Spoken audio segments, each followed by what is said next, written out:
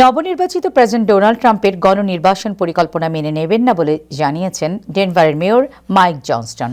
এটিকে গণনির্বাচনে বাধা দেওয়ার কথা বলায় ডেমোক্রেটিক ডেনভারের মেয়র মাইক জনস্টনকে জেলে রাখার ইচ্ছের কথা বলেছেন যুক্তরাষ্ট্রের নবনির্বাচিত প্রেসিডেন্ট ডোনাল্ড ট্রাম্পের সীমান্ত জার হিসেবে পরিচিত পাওয়া টিম হোমান। বিস্তারিত রিপোর্টে। দ্বিতীয়বারের মতো প্রেসিডেন্ট হিসেবে দায়িত্ব নেওয়ার পর থেকেই গণনির্বাচনের ঘোষণা দিয়েছেন যুক্তরাষ্ট্রের নবনির্বাচিত প্রেসিডেন্ট ডোনাল্ড ট্রাম্প। বাস্তবায়নে অন্যতম হিসেবে দায়িত্ব পালন করবেন সীমান্ত জার হিসেবে পরিচিত টম হোম্যান। বাস্তবায়নে অগ্রাধিকার এবং প্রক্রিয়া নিয়ে প্রায় কোনো না কোনো দিন নতুন নতুন ঘোষণা দেওয়া হচ্ছে। এসব পরিকল্পনা মানতে নারাজ। সম্প্রতি এক সাক্ষাৎকারে এমনটি জানিয়েছেন ডেনভারের মেয়র মাইক জনস্টন। গুরুতর অপরাধী ছাড়া গণনির্বাচনের পক্ষে তিনি নন বলেও সাফ জানিয়ে দিয়েছেন।